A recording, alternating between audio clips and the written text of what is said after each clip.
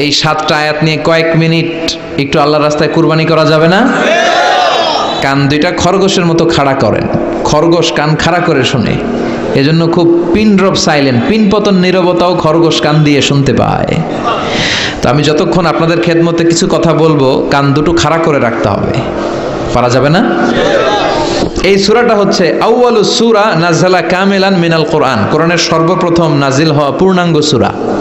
এই সূরার আগে কোন সূরা পূর্ণাঙ্গ একসাথে নাজিল হয় নাই। কোন সূরার 5 আয়াত, 10 আয়াত, 20 আয়াত। আপনারা যে এখন সুন্দর কোরআন দেখতেছেন, বিশ্বনবীর সময় কি এই কোরআন ছিল? না। 23 বছরের লম্বা জিন্দিগিতে বিশ্বনবীর কাছে এই কোরআন নাজিল হয়েছে। পরবর্তীতে এটার কম্পাইলেশন করা হয়েছে, scripture, holy scripture, the Quran, whereof there is no doubt, no suspicion in it, and a guidance to those who are muttaqin.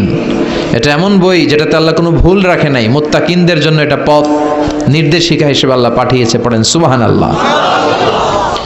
তো সূরাতুল ফাতিহার আগে অনেক সূরা নাজিল হয়েছে, কিন্তু একটু একটু করে, পুরোটা একসাথে না। এই সূরাটা পুরোটা একসাথে সর্বপ্রথম নাজিল হয়েছে। এজন্য এই সূরাটারে আবার বলে ফাতিহাতুল কিতাব, মানে preface of the book, introductory সূরা। কোরআনটা খুললেই সর্বপ্রথম আপনার নজরে যে সূরাটা পড়বে, সূরাটার নাম সবাই বলেন সূরাতুল ফাতিহা। আবার বিশ্বনবী এটাকে বলেছেন কোরআনের মা। কি বলেছেন? চমৎকার একটা ইনফরমেশন না? মনে রাখতে হবে। তাহলে কোরআনের মায়ের নাম কি? মনে থাকবে? বলেন তো, সকল পৃথিবীর সব শহরের জনপদের মায়ের নাম কি? মাক্কাতুল মুকাররমা। তেমনি কোরআন আল কারীমের মায়ের নাম হচ্ছে সূরাতু আল ফাতিহা। এরপরে বিশ্বনবী বলেছেন এই সূরাটা হচ্ছে সূরাতুল ওয়াফিয়া, অখণ্ড সূরা। এই সূরাকে খণ্ড খণ্ড করে পড়া যায় না। কেউ প্রথম রাকাতে সূরাতুল ফাতিহার অর্ধেক, দ্বিতীয় রাকাতে বাকি অর্ধেক যে পড়ছে, হইছে? কিন্তু কেউ প্রথম রাকাতে সূরা আর রহমানের 10 আয়াত, পরের রাকাতে বাকি 10 আয়াত। কোনো সমস্যা আছে? সমস্যা নাই। তার মানে এই সূরার নাম সূরাতুল ওয়াফিয়া, অখণ্ড সূরা। মানে এই সূরাকে খণ্ড খণ্ড করে পড়া যায় না, পড়লে পুরোটাই পড়তে হয়। সুবহানাল্লাহ পড়েন। আবার এই সূরার আরেকটা নাম হচ্ছে সূরাতুদ দুআ, দোয়ার সূরা। কিসের সূরা? কেমন করে আল্লাহর কাছে প্রার্থনা করতে হয়, দোয়া করতে হয়, ফরিয়াদ করতে হয়, সে কথা এই সূরার ভেতরে আছে না নাই? কারণ এই সূরাতে আমরা প্রতিদিন একটা দোয়া করি, ইহদিনাস সিরাতাল, মানে কি? আল্লাহ আমাকে সরল সঠিক পথ দেখাও। আমাদেরকে পথ দেখায় কে? চিল্লায় বলেন।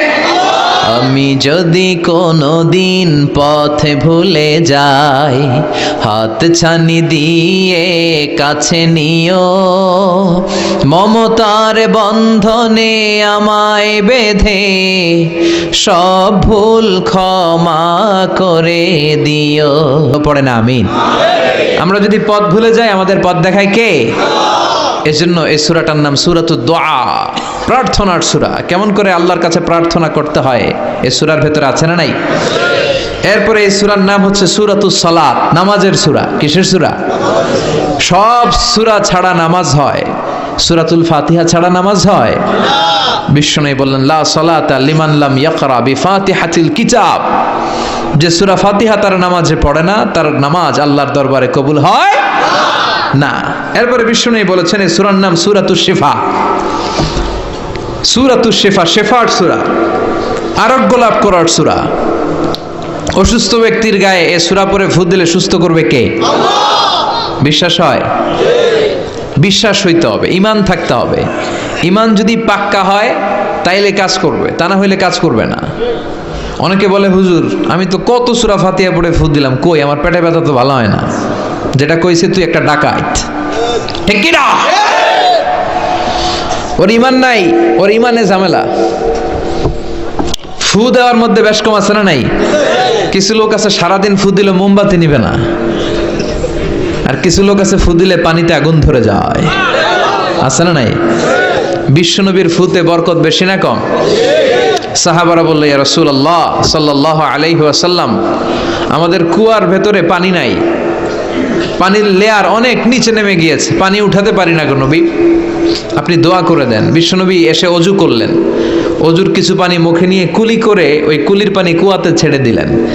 ছেড়ে দেয়া মাত্রই পাম্প মেশিন দিয়ে পানি উঠালে যেমনি লাফিয়ে লাফিয়ে পানি ওঠে, মুহূর্তের মধ্যে নিচের লেয়ারের কুয়ার পানি লাফিয়ে লাফিয়ে উপরে উঠতে শুরু করেছে। আরেক সাহাবী বললেন, ইয়া রাসূলুল্লাহ, ইয়া হাবিবাল্লাহ, আমাদের কুয়ার পানি বড্ড লবণাক্ত, লবণাক্ত পানি আমরা পান করতে পারি না, আপনি এসে দোয়া করে দেন যাতে কুয়ার লবণাক্ত পানিটা মিঠা পানি হয়ে যায়। বিশ্বনবী সাহাবীর সাথে গেলেন, ওযু করলেন, কুলির পানি কুয়াতে ছাড়লেন। 1000 বছরের লবণাক্ত কুয়ার পানি মুহূর্তের মধ্যে মিঠা পানি বানিয়ে দিল কে? এই সুন্দর ফুল সুন্দর ফল মিঠা নদীর পানি, আল্লাহ তোমার মেহেরবানি। তুমি কতই দিলে রতন, ভাই বেরাদর পুত্র স্বজন, ক্ষুধা পেলে অন্ন যোগাও, মানি চাই না মানি, আল্লাহ তোমার মেহেরবানি। পড়েন, সুন্দর ফুল মিঠা নদীর পানি, আল্লাহ তোমার মেহেরবানি। সুবহানাল্লাহ পড়েন। বিশ্বনবীর ফুতে বরকত আছে না নাই? কারণ ইমানটা ছিল তাজা। তাজা ইমান থাকলে সব সম্ভব। চিল্লা এখন ঠিক কিনা? যে ইমান প্রয়োজনে জ্বলে ওঠে না, যে ইমান সত্যের কথা বলে না, যে ইমান প্রয়োজনে জ্বলে ওঠে না, যে ইমান সত্যের কথা বলে না, যে ইমান বাস্তবে নাই, যে ইমান অন্তরে নাই, মুখে শুধু কথার কলি, কি করে তারে বলো ইমানে বলি? ঠিক কিনা?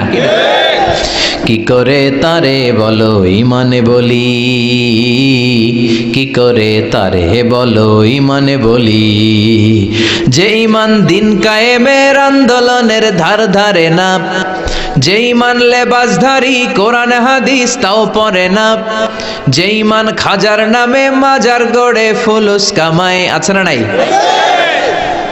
যে ইমান শিরকিয়াতের আমল করে ভীত না হয়, যে ইমান ইমানে ভুলে নাস্তিকতার মঞ্চে ওঠে, আছে না নাই?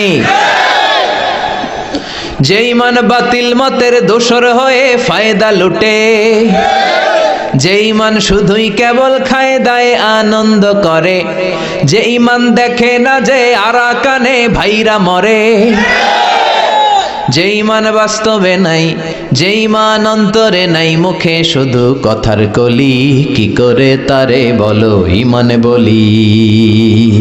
কি করে তারে বলো ইমানে বলি?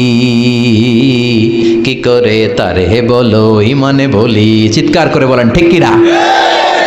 তার মানে ইমানে ইমানে পার্থক্য আছে না নাই? আমরা পাক্কা ইমানদার হতে চাই, আমরা পরিপূর্ণ মুমিন হতে চাই।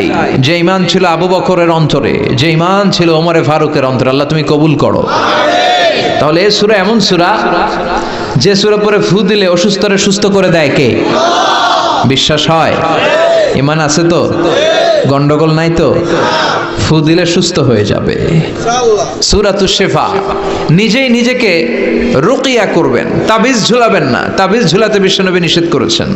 যে তাবিজ ঝুলায় আল্লাহ তাআলা ওই তাবিজের উপর তাকে ন্যস্ত করে দেয় আর বলে আমার রহমত তোর থেকে তুলে নিলাম, দেখি তোরে কে বাঁচায়। এজন্য আজ